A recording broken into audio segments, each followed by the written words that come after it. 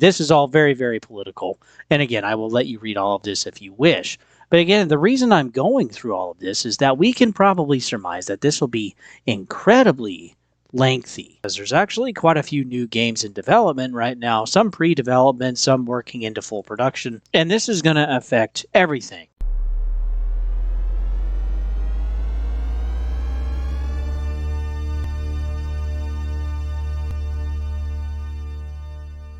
Hey folks, welcome back to Gaming Garbage, where we're going to talk about the Paramount and Warner Bros. Merger. Now, we got word of this a few years ago that this was actually going to happen, and there were some details, of course, to work through, but it's gotten a lot more complicated.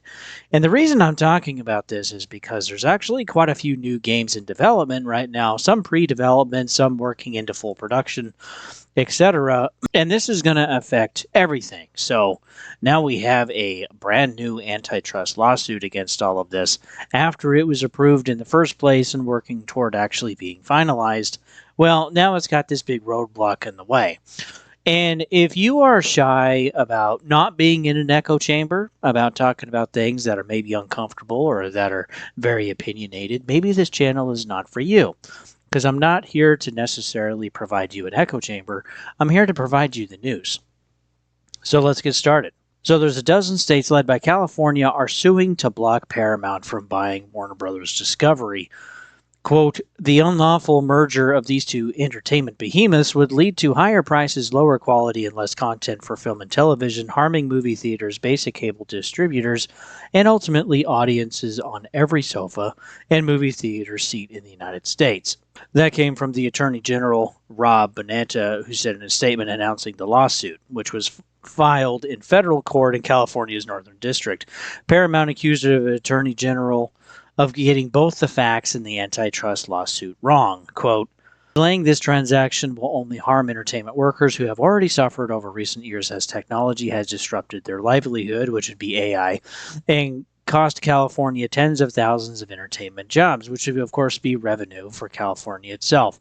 The Paramount-Warner deal would give a wealthy family that has taken pains to show its allegiance to President Trump the effective ownership of the company's competing movie studios, streamers, sports programming, and new divisions, as well as a suite of cable channels. It's a lot. It's definitely a ton. Because Warner Brothers and Paramount are already pretty big channels and institutions, and they've been around for several decades. It's not like they're new to this.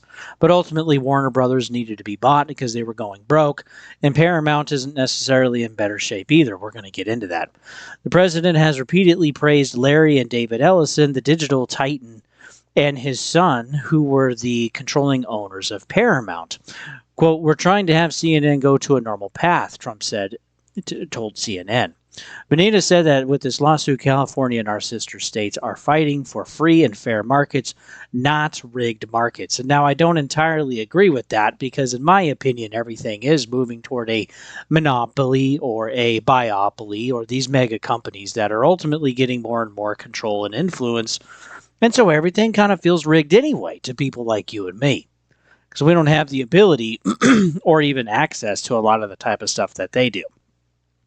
Now, Paramount is also inviting sovereign wealth funds right now from Saudi Arabia, Qatar, and United Arab Emirates as major investors who will forego their voting rights, which is kind of surprising because usually they actually have a part of that, but not this time. The company will take on an additional $80 billion of new debt. Good luck, Paramount, which is crazy. They already have so much already. And this will ultimately trigger major cuts through the combined company. Warner dramatically reduced its own debt after slashing budgets, which was also a lot of layoffs, but it is still tens of billions of dollars in the red. So yeah, this is severe.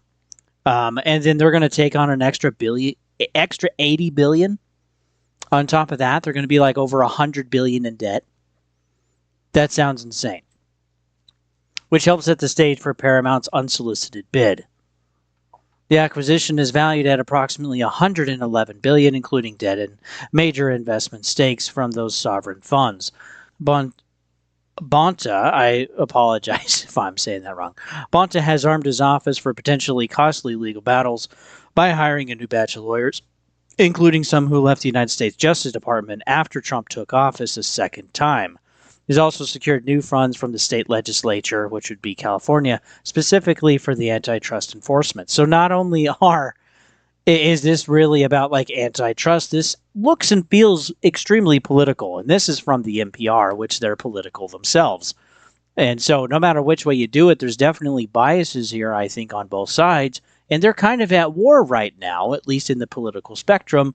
And ultimately, what I think most of these, including Trump or including, Biden before him and so on, and all of these entities, they're ultimately worried about who's going to have the greater push of influence and also who's going to be able to own CNN.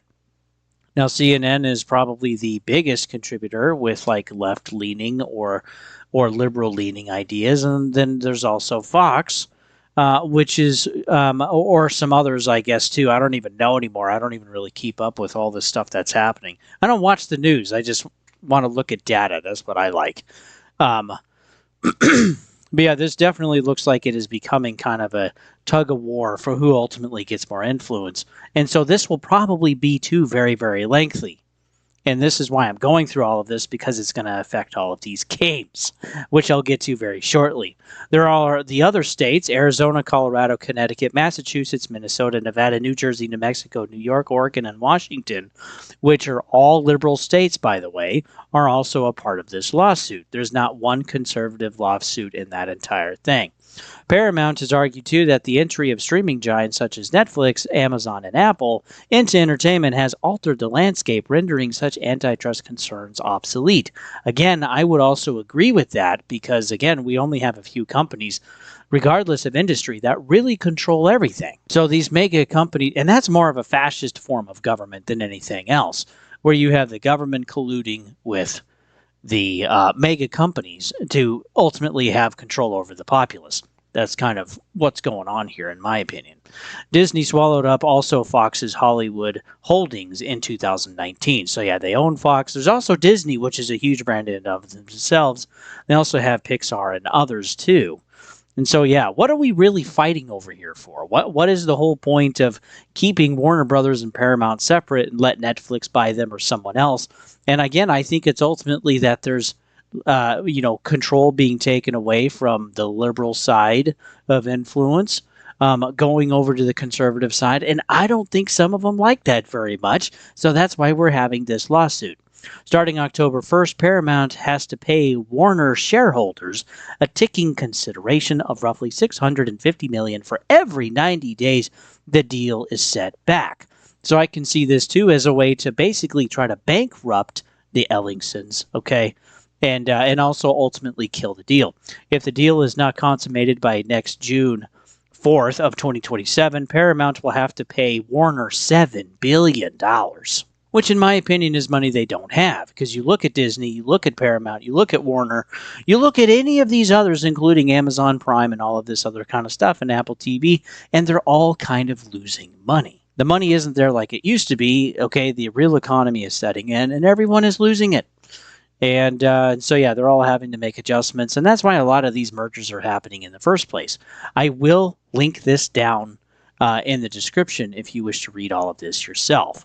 Also, too, the Warner Board initially struck a deal with Netflix valued at roughly $83 billion. Remember, Paramount is going to pay $111, which is crazy, but they needed outside money from 3 different Middle Eastern countries to actually help pay for this for much of the company, but would not include CNN and other basic cable channels. Then Paramount raised its offer for the whole company, and Netflix pulled out. Which I think is what Netflix is ultimately waiting for, is that there's going to be some scuffle or problems with this, or mergers are going to be blocked, whatever. And then I think Netflix will be able to swoop in and basically get it at a cheaper thing. Which again would just be giving all of the control over to Netflix. So again, we're just trading one mega company for another one. Like, who really cares at this point for people like you and I? Top British regulators have expressed qualms too, signaling a possible review that could delay the process. Paramount has won approval from the Justice Department and many regulators abroad, especially seeing how maybe the Ellisons are actually friends with Trump, of course. That would kind of make sense. The FCC has also not yet signed off. It is involved because Paramount holds broad licenses for 28 local television stations it owns. The FCC is led by, well, who cares? And again, Trump appointee. This is all very, very political. And again, I will let you read all of this if you wish. But again, the reason I'm going through all of this is that we can probably surmise that this will be incredibly lengthy. And then there also needs to be approval too. And while there has been some approval from some regulators around the world, including the EU, which we just heard, I think as of yesterday, which would be July 22nd, there's also some regulators that look like they're going to have their own reviews too. So we're probably looking at years.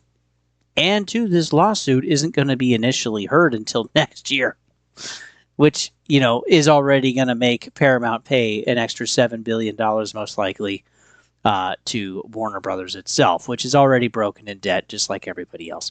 So, yeah, the whole reason I bring this up is because we ultimately have an Arkham Knight reboot that is currently in development at Rocksteady. This is expected sometime basically during the next gens of Project Helix and PlayStation 6. And they don't have the original folks there anymore because a lot of the folks that were there at Rocksteady that helped make Suicide Squad, which was horrible, lost $200 million for the company.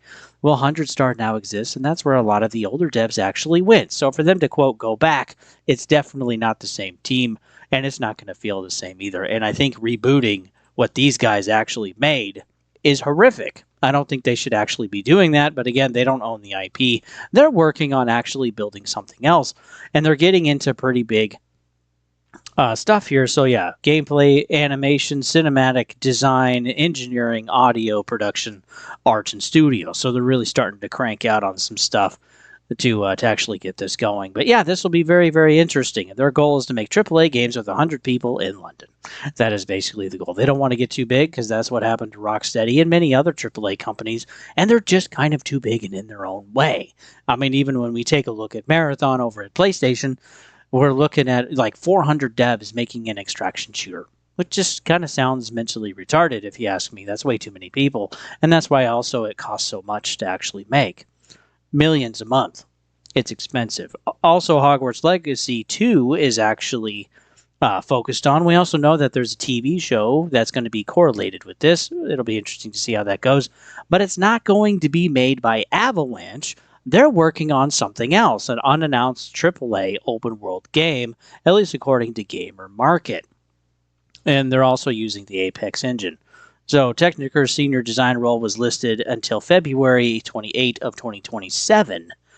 And yeah, we'll probably get an announcement probably in 2027 is my guess, which will be interesting. And then it'll be, 2-3 years after that when we actually maybe get the game.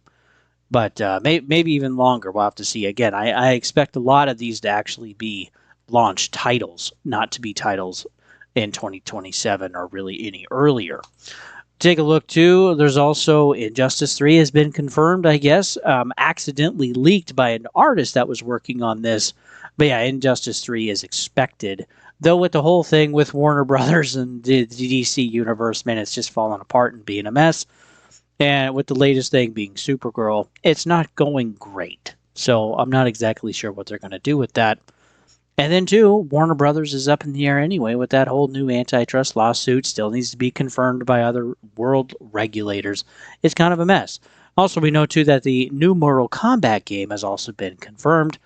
And, yeah, it's going to be by NetherRealm Studios. That's going to be their next release. So there's multiple of these games, and I bring these up because, again, these are hundreds of millions to actually be worked on. It's going to be very, very expensive. So we have roughly $1 billion in the works right now, just in video games. And these are just the projects we kind of know about. There's probably going to be some other ones, some smaller ones, maybe some mobile games, maybe some free-to-play stuff. But this is kind of the bigger stuff that's coming that people would more or less be excited about. But again, with the entire merger Warner thing being blocked, basically, and not going anywhere for at least a couple more years, what's going to happen to all of these projects? That's a really good question. So I don't know if these games are actually going to be able to come out. This is just kind of turning out to be a problem. And all of these type of games I would like to see them. I would hope that they would be good. But again, the cost is high, as we can expect. And then Rocksteady is also not the same company because 100 Star exists. And then you have the merger that's being blocked. So I don't know, man. This is way up in the air on my radar. And I think it'll be interesting, and I'm more curious about it than actually excited. But I don't think the merger blockage thing is actually going to help any of this at all. So anyway, what do you guys think? If you like the vid, like and sub. I appreciate that. And with that, I'll see you guys on the next one.